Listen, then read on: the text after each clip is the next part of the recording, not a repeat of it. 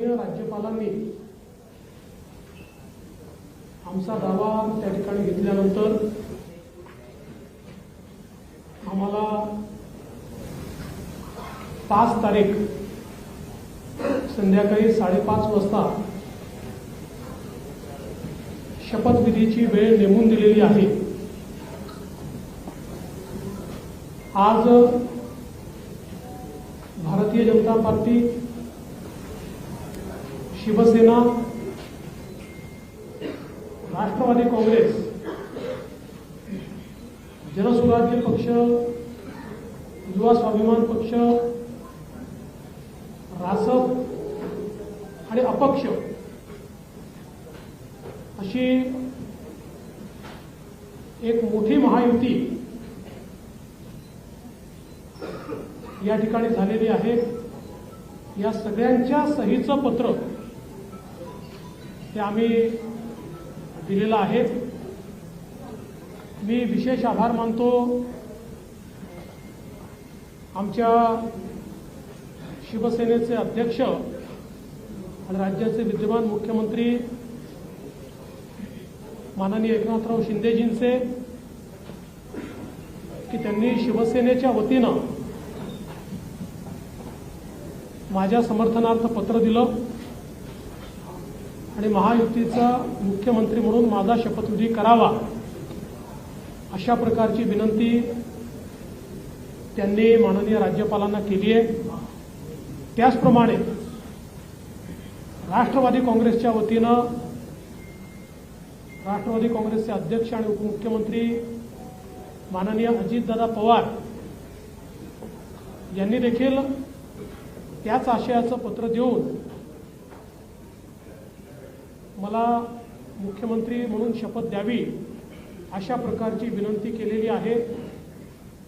आमच्या मित्रपक्षांनी देखील तशाच प्रकारची विनंती केली आहे आणि या सगळ्यांच्या विनंतीचा मान ठेवून माननीय राज्यपाल महोदयांनी आम्हाला निमंत्रित केलेलं आहे।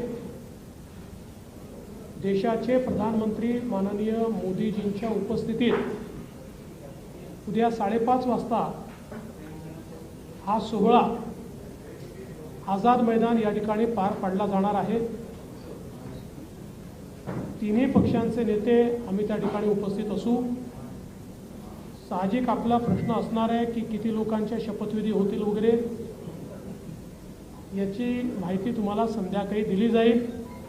किती लोकांचा शपथविधी होईल या संदर्भातली सगळी माहिती जी आहे ती संध्याकाळी दिली जाईल। सगळे निर्णय आम्ही एकत्रितपणे यापूर्वीही घेतले आहेत आणि यापुढे देखील आम्ही एकत्रितपणे निर्णय घेणार आहोत।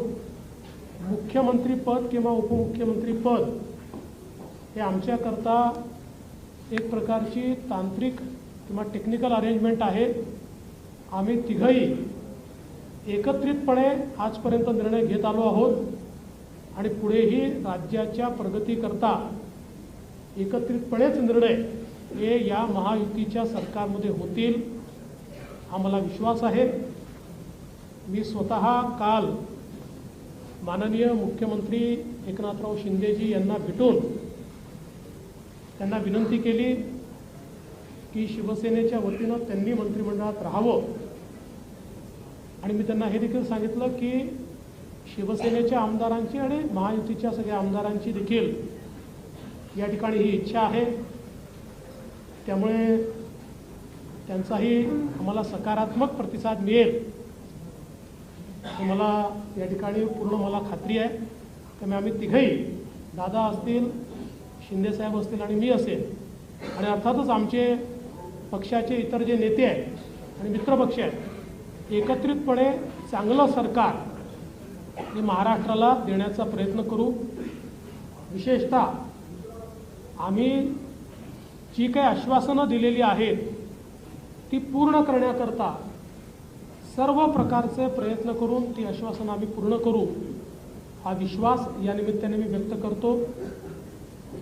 देशाचे आमचे प्रधानमंत्री माननीय नरेंद्र मोदीजी, आमचे राष्ट्रीय अध्यक्ष माननीय नड्डाजी, देशाचे गृहमंत्री आदरणीय अमित भाई शाह त्याचप्रमाणे आमच्या मित्रपक्षांसमवेत आम्हाला सातत्याने पाठिंबा देणारे RPIचे माननीय रामदासजी आठवले यांचे देखील मी अतिशय मनापासून आभार मानतो।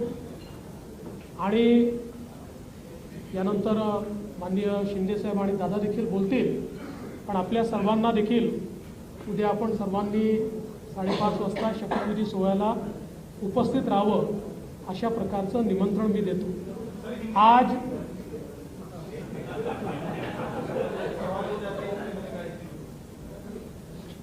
आज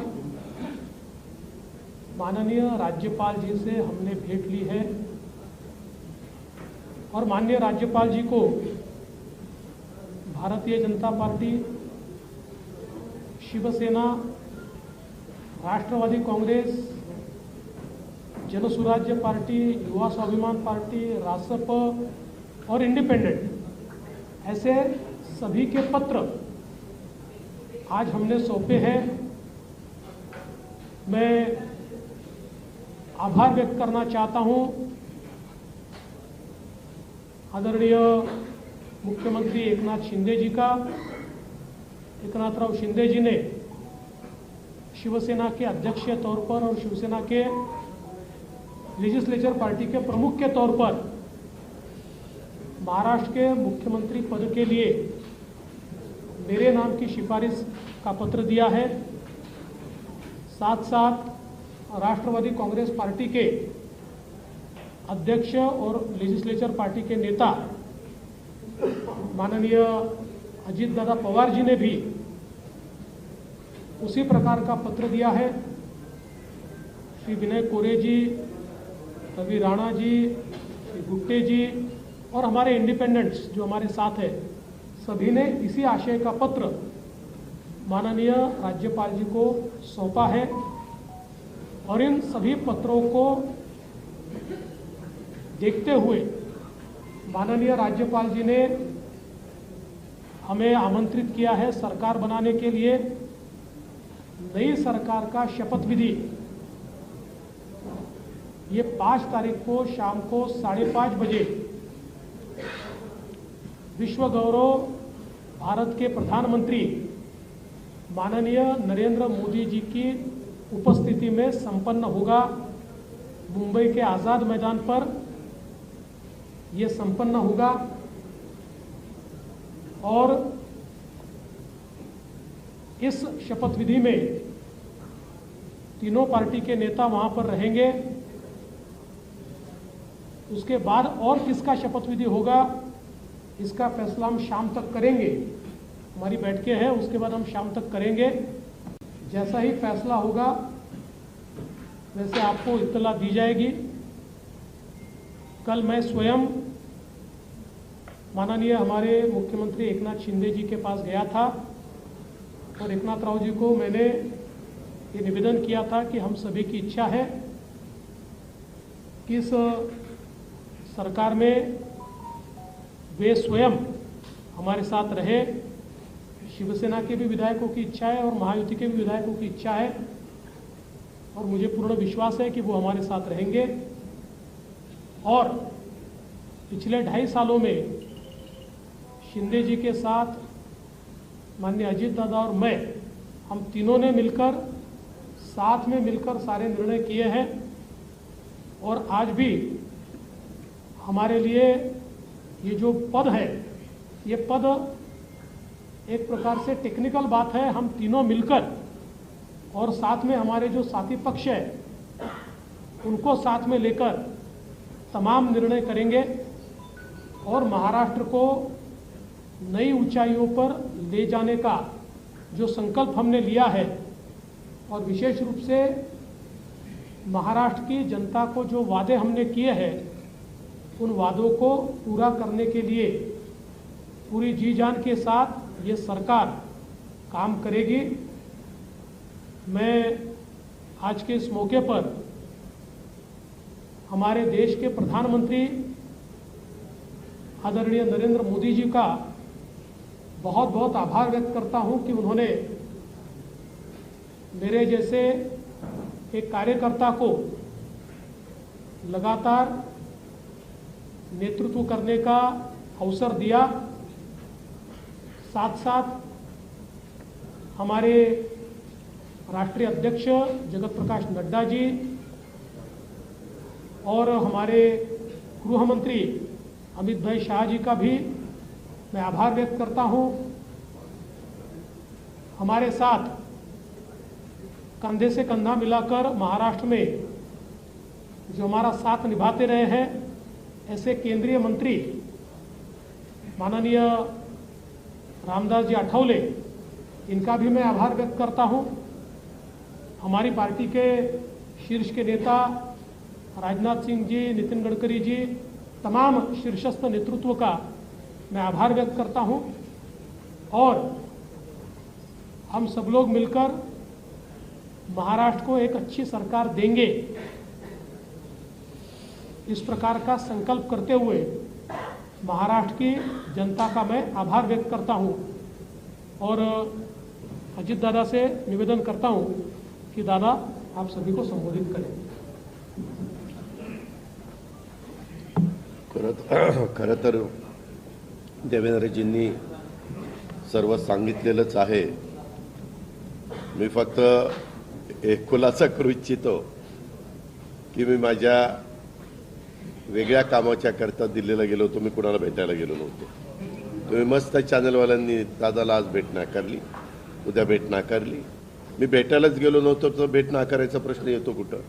मी गेलेलो होतो, त्या सगळ्यांनी माझी पत्नी सुनेत्रा पवारांना राज्यसभेवर सभासद केलेलं आहे। त्यांना 11 जनपद तो बंगला अलॉट झालेला आहे। मला कुठलंही जरी गव्हर्नमेंटचं घर असू द्यात, आमचं स्वतःचं घर असू द्यात, मला नीटनेटकं लागतंय, आपल्याला सगळ्यांना माहिती आहे। आणि म्हणून मी तिथं आर्किटेक्टला घेऊन काय नियमामध्ये गोष्टी करता येतात ते एक गोष्ट होती। आणि प्रफुल्लभाई आणि आम्हाला आमच्या केसेस ज्या चाललेल्या आहेत त्याच्याबद्दल मी कधी वकिलांना भेटलेलो नव्हतो। नेहमी प्रफुल्लभाईची इथली जबाबदारी दिल्लीची पार पाडायची। आपल्यालाही माहिती आहे, काल पण तारीख होती ती पुन्हा पुढे ढकलली काहीतरी आमच्या चिन्हाची, तर तो पण एकदा विषय तो संपावा। तो आमचाही विषय तिथं सुप्रीम कोर्टामध्ये प्रलंबित आहे। अर्थात सुप्रीम कोर्ट त्याच्यामध्ये सगळ्यांची बाजू ऐकून घेऊन योग्य पद्धतीने निर्णय देईल। परंतु बागे कधी इकडच्या व्यापामुळे मला वकिलांना भेटता आलेलं नव्हतं, त्यांनाही भेटणं अतिशय गरजेचं होतं। आणि अजून एक जवळच्या व्यक्तीचं नाते लग्न होतं, अशा 3 गोष्टीच्या करता मी गेलेलो होतो। आणि तिथं गेल्यानंतर थोडासा इथल्यापेक्षा आराम मिळतो, त्याच्यामुळं तिथं आपला निवांत आम्ही म्हणजे राज्यसभा चालू होती, त्याच्यावर सुनेत्रा पण तिथं होती, हेही दोघं तिकडे होते लोकसभेत राज्यसभेत, आणि म्हणून मी गेलो होतो। त्याच्यावर ते पहिल्यांदा डोक्यातनं काढून टाका मी कुणाला अमितभाईंना किंवा कुणाला भेटायला गेलो होतो। कारण आमची आधी चर्चा एकनाथरावजी, देवेंद्रजी आणि मी आम्ही गेलो असताना त्यावेळेस झालेली होती। आणि तशा पद्धतीनं आता सगळ्या गोष्ट उद्याच्या शपथविधीच्या संदर्भामध्ये देवेंद्रजींनी सांगितलेली आहे। आम्ही सगळेजण मिळून महाराष्ट्राच्या सर्वांगीण विकासाच्या करता मनापासून प्रयत्न करू। आम्हाला अनुभव आहे, या अनुभवाचा फायदा राज्यातल्या सर्व समाजाला, सर्व जाती घटकाला कसा करून देता येईल। वेगवेगळ्या प्रकारचे गोष्टी घडत असतात, नैसर्गिक संकट येत असतात, त्याच्यातून आमचा शेतकरी अडचणीत येत असतो, परंतु त्याला पुन्हा त्याच्यातून कसं आधार देता येईल, बाहेर काढता येईल। आणि आता केंद्र सरकार पण त्या बाबतीत मागेही बरोबर होतं, आताही बरोबर आहे। आता 5 वर्ष आता ते अतिशय चांगलं बहुमत आहे की त्याच्यात आता कुठेही आम्हाला तिघांना पण ह्याला सांभाळा त्याला सांभाळा, हा तिकडे गेला, हा रुसला, हा फुगला, आम्ही रुसून फुगून देणारच नाही, पण असं फार काही तिथं वेळ देण्याची जबाबदारी येणार नाही। ती चंद्रशेखर बावनकुळे आणि सुनील तटकरे त्यांच्या स्तरावर पार पाडतील। आम्ही सरकारचं काम उत्तम पद्धतीनं पार पाडण्याचं काम मनापासून करू।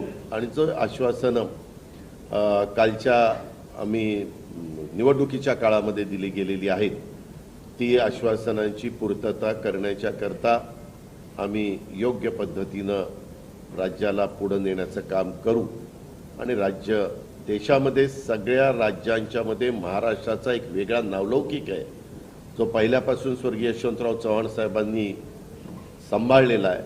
तोच नावलौकिक आपल्या देशात प्रगतीपथावरचं नंबर 1चं राज्य म्हणून आपल्या राज्याची जी ओळख आहे ती पुढेही कायम आणि त्याच्यात भरच घालण्याचं काम हे आम्हा तिघांच्याकडनं, आमच्या सरकारकडनं, महायुतीकडनं निश्चितपणे केलं जाईल याबद्दलची खात्री मी आजच्या आपल्याशी चर्चा करत असताना महाराष्ट्रातल्या जनतेलाही देतो आणि इथं थांबतो. धन्यवाद. चालू आहे ना ते चालू आहे थांबूया. चालू आहे.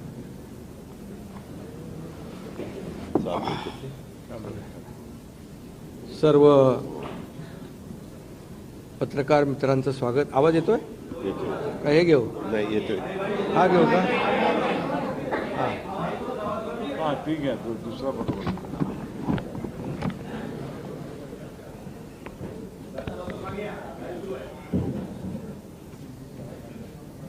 आज आम्ही राज्यपाल महोदयांची भेट घेऊन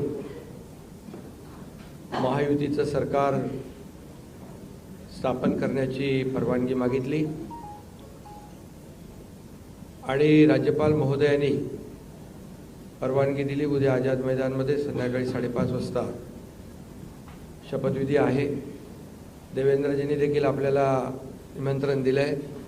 आम्ही देखील आपल्या सगळ्यांना निमंत्रित करतोय आणि मला आनंद आहे की 2.5 वर्षापूर्वी इथंच वाटतं ना, तिथेच देवेंद्रजींनी मी मुख्यमंत्री व्हावं म्हणून माझ्या नावाची शिफारस केली होती आणि आज देवेंद्रजी मुख्यमंत्री व्हावेत अशी शिफारस आणि पाठिंब्याचं पत्र शिवसेनेच्या वतीने आज आम्ही दिलं आहे. आणि यापूर्वीच तुमच्या पत्रकार परिषदेमध्ये शिवसेनेचा पाठिंबा आणि पूर्ण समर्थन भारतीय जनता पक्षाच्या उमेदवारांना देवेंद्रजींना आम्ही देऊन टाकला होता. आदरणीय प्रधानमंत्री मोदीजी आणि गृहमंत्री अमित शाह साहेब असतील आणि भारतीय जनता पक्षाचे अध्यक्ष नड्डाजी जो काही निर्णय घेतील त्याला पूर्ण समर्थन पाठिंबा शिवसेनेचा असेल अशा प्रकारची भूमिका मी यापूर्वीच घेतली. आणि कारण मगाशी दादा म्हणाले तसं तुम्ही बातम्या कुठून कुठे चालवता, कुठे नेता, काय ते त्याला तुम्हाला चर्चा नको. गावी गेलो तरी तुम्ही काय काय चालवत असता. त्यामुळे मी अगदी मन मोकळेपणाने माझी भूमिका स्पष्ट केली. अतिशय खेळीमेळीच्या वातावरणामध्ये हे सरकार स्थापन होत आहे याचा आनंद आहे मला. खरं म्हणजे आतापर्यंतच्या इतिहासामध्ये एवढं बहुमत महायुतीला कधी मिळालं नव्हतं आणि या महाराष्ट्रातल्या तमाम जनतेने व त्यामध्ये सर्वच आहेत, आमच्या लाडक्या बहिणी, लाडके भाऊ, लाडके शेतकरी, सर्व घटक, या राज्यातला प्रत्येक मतदार याने महायुतीवर मतांचा वर्षाव केला आणि एक ऐतिहासिक आणि दैदिप्यमान असा विजय या ठिकाणी महायुतीला मिळाला. महायुति की प्रेस कॉन्फ्रेंस चल रही है. शुरुआत में देवेंद्र फडणवीस ने बोला, फिर अजीत पवार ने, अब एकनाथ शिंदे बोल रहे हैं, प्रेस कॉन्फ्रेंस को संबोधित कर रहे हैं. हमारे सहयोगी अभिषेक हमारे साथ जुड़े हुए हैं. क्या कुछ नई बातें कही गई है प्रेस कॉन्फ्रेंस में? सीधे उनके पास चलते हैं. अभिषेक, कुछ नई चीजें इस प्रेस कॉन्फ्रेंस में जो की गई हो, क्योंकि अभी तक तो यही कहा जा रहा है कि महायुति ने सरकार बनाने का दावा पेश किया, हम सब एक साथ हैं, लेकिन अजीत पवार साहब ने क्या कुछ कहा और शिंदे साहब ने? हाँ, देखिए, जो शिंदे हैं उन्होंने बहुत बड़ी बात कही है, मराठी में बोल रहे हैं. वह साफ साफ ये बात को कह रहे हैं कि हमने पहले से ही बीजेपी को समर्थन दे दिया था. साफ साफ पहले से कह दिया था कि महाराष्ट्र में जो भी फैसला लेंगे नरेंद्र मोदी और अमित शाह, और वो जो भी फैसला लेंगे, बीजेपी जो फैसला लेगी वह हमें मंजूर होगा. शिवसेना ने पहले से ही बिना शर्त पाठिंबा दे दिया था, यानी समर्थन दे दिया था. यह शब्द यूज कर रहे हैं एकनाथ शिंदे. और एकनाथ शिंदे देखिए बताने का प्रयास कर रहे हैं कि जो लगातार खबरें आ रही थी, नाराज हैं और यह है गांव जाने की बात थी, वह साफ साफ इस बात पे कह रहे हैं कि हम कोई भी नाराज नहीं थे, लेकिन कहते हुए हंस भी रहे हैं. ये बात कहते, देखिए बॉडी लैंग्वेज बहुत कुछ कहती है, इस सिलसिले में बता रहा हूं. उन्होंने ये बात कही कि मैं गांव नहीं जाऊं क्या, गांव जाकर और तमाम चीजों को लेकर हंस भी रहे और कह रहे हैं कि नहीं, बिल्कुल हमारे बीच में कोई भी मतभेद नहीं है. यह बड़ी बात है. देखिए कि तीनों नेता जो यानी तीनों दल के नेता, खासतौर से अजीत पवार और एकनाथ शिंदे की बात करें, कोई भी नाराजगी जाहिर नहीं कर रहा है और साफ साफ कह रहे हैं कि हम एक साथ चुनाव लड़े और अच्छे से जीत रहे हैं और सरकार अच्छे से बने जा रही है.